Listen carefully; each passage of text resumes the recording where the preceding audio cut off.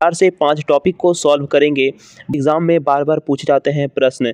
तो 1857 क्रांति से संबंधित कुछ महत्वपूर्ण प्रश्न, जो 1800 भारतीय संविधान से कुछ अति महत्वपूर्ण प्रश्न, जो दोस्तों भूगोल से कुछ संबंधित कुछ महत्वपूर्ण प्रश्न के बारे में बाधित आंदोलन एवं वर्ष।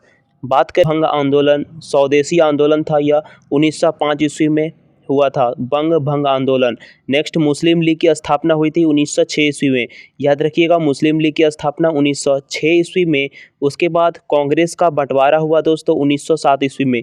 कांग्रेस का बंटवारा हुआ 1907 ईस्वी में। होम रूल आंदोलन हुआ 1916 ईस्वी में। होम रूल आंदोलन 1916 ईस्वी में, ठीक है। उसके बाद लखनऊ पैक्ट दिसंबर 1916 ईस्वी में हुआ था, लखनऊ पैक्ट। मॉन्टेग्यू घोषणा दोस्तों 20 अगस्त 1917 ईस्वी को हुआ। रोलेट एक्ट हुआ था 19 मार्च 1919 ईस्वी को, रोलेट एक्ट। और जालियांवाला बाग हत्याकांड 13 अप्रैल 1919 ईस्वी, ये तो आपको याद ही होगा, जालियांवाला बाग हत्याकांड 13 अप्रैल 1919 ईस्वी। खिलाफत आंदोलन 1919 ईस्वी में, खिलाफत आंदोलन दोस्तों। या हंटर कमेटी की रिपोर्ट प्रकाशित हुई 18 मार्च 1920 ईस्वी को। कांग्रेस का नागपुर अधिवेशन दिसंबर 1920 ईस्वी में। 1920 ईस्वी में कांग्रेस का नागपुर अधिवेशन। उसके बाद असहयोग आंदोलन की शुरुआत दोस्तों 1 अगस्त 1920 ईस्वी से प्रारंभ हुआ, 1 अगस्त 1920 ईस्वी से। चोरी चोरा कांड हुआ, 5 फरवरी 1922 ईस्वी। 5 फरवरी 1922 ईस्वी। स्वराज्य पार्टी की स्थापना 1 जनवरी 1923 ईस्वी को, स्वराज्य पार्टी की स्थापना। नेक्स्ट है हिंदुस्तान रिपब्लिकन एसोसिएशन अक्टूबर 1924 ईस्वी में। रिपब्लिक एसोसिएशन अक्टूबर 1924 ईस्वी। साइमन कमीशन की नियुक्ति 8 नवंबर 1927 ईस्वी। 8 नवंबर 1927 ईस्वी को साइमन कमीशन की नियुक्ति चली। उसके बाद साइमन कमीशन का भारत आगमन 3 फरवरी 1928 ईस्वी। 3 फरवरी 1928 ईस्वी को साइमन कमीशन का भारत आगमन हुआ। नेहरू रिपोर्ट अगस्त 1928 ईस्वी में, नेहरू रिपोर्ट अगस्त 1928 ईस्वी। उसके बाद बारदोली सत्याग्रह अक्टूबर 1928 ईस्वी में। अक्टूबर 1928 ईस्वी में बारदोली सत्याग्रह। लाहौर षड्यंत्र केस 8 अप्रैल 1929 ईस्वी। 8 अप्रैल 1929 ईस्वी। कांग्रेस का लाहौर अधिवेशन दिसंबर 1929 ईस्वी। दिसंबर 1929 ईस्वी दोस्तों, कांग्रेस का लाहौर अधिवेशन। नेक्स्ट है स्वाधीनता दिवस की घोषणा 2 जनवरी 1930 ईस्वी। 2 जनवरी 1930 ईस्वी को स्वाधीनता दिवस की घोषणा। नेक्स्ट है नमक सत्याग्रह 12 मार्च 1930 ईस्वी से 5 अप्रैल 1930 ईस्वी। 12 मार्च 1930 ईस्वी से 5 अप्रैल 1930 ईस्वी नमक सत्याग्रह। सविनय अवज्ञा आंदोलन 6 अप्रैल 1930 ईस्वी। 6 अप्रैल 1930 ईस्वी को याद रखिएगा, सविनय अवज्ञा आंदोलन। नेक्स्ट है प्रथम गोलमेज आंदोलन 12 नवंबर 1930 ईस्वी को। 12 नवंबर 1930 ईस्वी को प्रथम गोलमेज आंदोलन। उसके बाद गांधी इरविन समझौता 8 मार्च 1931 ईस्वी को। 8 मार्च 1931 ईस्वी को गांधी इरविन समझौता। द्वितीय गोलमेज सम्मेलन 7 सितंबर 1931 ईस्वी को चला, द्वितीय गोलमेज सम्मेलन। उसके बाद कम्युनल अवार्ड जो सांप्रदायिक पंचायत था 16 अगस्त 1932 ईस्वी को कम्युनल अवार्ड। नेक्स्ट है पूना पैक्ट समझौता सितंबर 1932 ईस्वी में। पूना पैक्ट। तृतीय गोलमेज सम्मेलन दोस्तों 17 नवंबर 1932 ईस्वी। 17 नवंबर 1932 ईस्वी तृतीय गोलमेज सम्मेलन। कांग्रेस सोशलिस्ट पार्टी का गठन मई 1934 ईस्वी में। मई 1934 ईस्वी में कांग्रेस सोशलिस्ट पार्टी का गठन। फॉरवर्ड ब्लॉक का गठन हुआ फॉरवर्ड ब्लॉक का गठन 1 मई 1939 ईस्वी को। 1 मई 1939 ईस्वी को फॉरवर्ड ब्लॉक का गठन। नेक्स्ट है मुक्ति दिवस। मुक्ति दिवस 22 दिसंबर 1939 ईस्वी को। 22 दिसंबर 1939 ईस्वी को मुक्ति दिवस। पाकिस्तान की मांग 24 मार्च 1940 ईस्वी। 24 मार्च 1940 ईस्वी पाकिस्तान की मांग। नेक्स्ट है अगस्त प्रस्ताव। अगस्त प्रस्ताव 8 अगस्त 1940 ईस्वी। 8 अगस्त 1944 ईस्वी। ये ऐसे सवाल हैं दोस्तों जो डायरेक्ट एग्जाम में पूछ लिए जाते हैं। क्रिप्स मिशन प्रस्ताव। क्रिप्स मिशन का प्रस्ताव मार्च 1942 ईस्वी में। क्रिप्स मिशन का प्रस्ताव मार्च 1942 ईस्वी में। दोस्तों यह कंटेंट आपके लिए बहुत ही इम्पोर्टेंट है, देखिए आप इसको पूरा, जरूर आपको ये फैक्ट याद रहेंगे। भारत छोड़ो प्रस्ताव। भारत छोड़ो प्रस्ताव 8 अगस्त 1942 ईस्वी। 8 अगस्त 1942 ईस्वी भारत छोड़ो प्रस्ताव। उसके बाद 25 जून 1945 ईस्वी। 25 जून 1945 ईस्वी शिमला सम्मेलन। शिमला सम्मेलन 25 जून 1945 ईस्वी। नौसेना का विद्रोह। नौसेना का विद्रोह 19 फरवरी 1946 ईस्वी।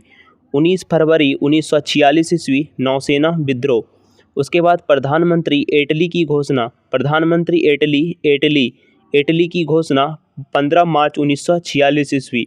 15 मार्च 1946 ईस्वी प्रधानमंत्री इटली की घोषणा। नेक्स्ट है कैबिनेट मिशन का आगमन। कैबिनेट मिशन का आगमन 24 मार्च 1946 ईस्वी को। 24 मार्च 1946 ईस्वी कैबिनेट मिशन का आगमन। प्रत्यक्ष कार्यवाही दिवस। प्रत्यक्ष कार्यवाही दिवस 16 अगस्त 1946 ईस्वी। 16 अगस्त 1946 ईस्वी प्रत्यक्ष कार्यवाही दिवस। नेक्स्ट है अंतरिक्ष सरकार। अंतरिम सरकार की स्थापना। अंतरिम सरकार की स्थापना 2 सितंबर 1946 ईस्वी। 2 सितंबर 1946 ईस्वी अंतरिम सरकार की घोषणा। माउंटबेटन योजना 3 जून 1947 ईस्वी को प्रारंभ हुआ। माउंटबेटन योजना। नेक्स्ट है स्वतंत्रता मिली। स्वतंत्रता मिली ये तो आपको पता ही होगा 15 अगस्त 1947 ईस्वी। ये टॉपिक दोस्तों यहीं पे एंड होता है। उसके बाद शुरू होता है 1857 से क्रांति से संबंधित। 1857 के क्रांति से संबंधित कुछ महत्वपूर्ण प्रश्न जो एग्जाम में बार बार पूछ लिए जाते हैं। यह कंटेंट आपके लिए बहुत ही इंपॉर्टेंट है। यदि आप इस वीडियो को नए देख रहे हैं तो चैनल को जरूर सब्सक्राइब कीजिएगा। शुरू करते हैं दोस्तों। 1857 की क्रांति का विद्रोह कहाँ से प्रारंभ हुआ? तो बैरकपुर से प्रारंभ होता है 1857 का विद्रोह, याद रखिएगा, बैरकपुर से। उसके बाद 1857 के विद्रोह के समय भारत का गवर्नर जनरल कौन था? 1857 के जो विद्रोह हो रहा था उस समय भारत का गवर्नर जनरल कौन था? तो लॉर्ड कैनिंग था उस समय भारत का गवर्नर जनरल। किस सैनिक ने 1857 का विद्रोह आरंभ किया था? किस सैनिक ने दोस्तों 1857 का विद्रोह आरंभ किया था? तो मंगल पांडे ने किया था विद्रोह का आरंभ। मंगल पांडे को दोस्तों फांसी कब दी गई? तो 8 अप्रैल 1857 ईस्वी को मंगल पांडे को फांसी दी गई। उसके बाद 1857 के विद्रोह में कानपुर से नेतृत्व किसने किया था? कानपुर से नेतृत्व किसने किया था? तो तात्या टोपे एवं नाना साहब ने 1857 के विद्रोह में कानपुर से नेतृत्व किया था। ये दोनों, तात्या टोपे एवं नाना साहब। नेक्स्ट है तात्या टोपे का वास्तविक नाम क्या था? तो तात्या टोपे का वास्तविक नाम रामचंद्र पांडुरंग था। रामचंद्र पांडुरंग। 1857 के विद्रोह में बिहार से नेतृत्व किसने किया? बिहार राज्य से नेतृत्व किसने किया? तो नेता कुंवर सिंह ने। नेता कुंवर सिंह ने दोस्तों बिहार से नेतृत्व किया 1857 के विद्रोह में। एग्जाम में पूछ लिए जाते हैं दोस्तों 1857 के विद्रोह से कुछ महत्वपूर्ण प्रश्न, देखिए आपको जरूर याद रहेंगे। 1857 के विद्रोह में दिल्ली से नेतृत्व कौन कर रहा था? तो बहादुर शाह जफर दिल्ली से नेतृत्व कर रहे थे 1857 के विद्रोह में। 1857 के विद्रोह में लखनऊ से नेतृत्व किसने किया? लखनऊ से नेतृत्व किसने किया? तो बेगम हजरत महल ने लखनऊ से नेतृत्व किया 1857 के विद्रोह में। 1857 के विद्रोह में झांसी से नेतृत्व किसने किया? झांसी से तो रानी लक्ष्मीबाई दोस्तों झांसी से नेतृत्व की 1857 के विद्रोह में रानी लक्ष्मीबाई। उसके बाद 1857 के विद्रोह में इलाहाबाद एवं बनारस से नेतृत्व किसने किया था? 1857 के विद्रोह में इलाहाबाद और बनारस से नेतृत्व कौन कर रहा था? तो लियाकत अली कर रहे थे। भारतीय स्वतंत्रता संग्राम 1857 पुस्तक किसने लिखी? भारतीय स्वतंत्रता संग्राम 1857 पुस्तक किसने लिखी दोस्तों?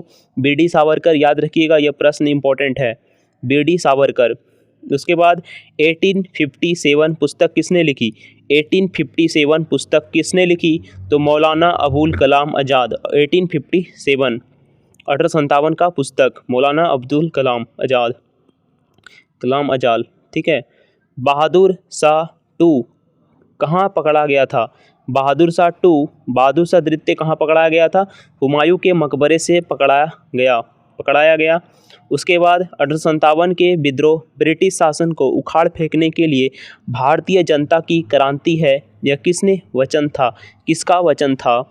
1857 का विद्रोह ब्रिटिश शासन को उखाड़ फेंकने के लिए भारतीय जनता की क्रांति है, ये किसके वचन था? तो कार्ल मार्क्स का। याद रखिएगा। भारतीय क्रांतिकारियों में लक्ष्मीबाई अकेली मर्द है, यह किसने कहा था? तो ब्रिटिश अधिकारी हॉर्यूरोज ने कहा था।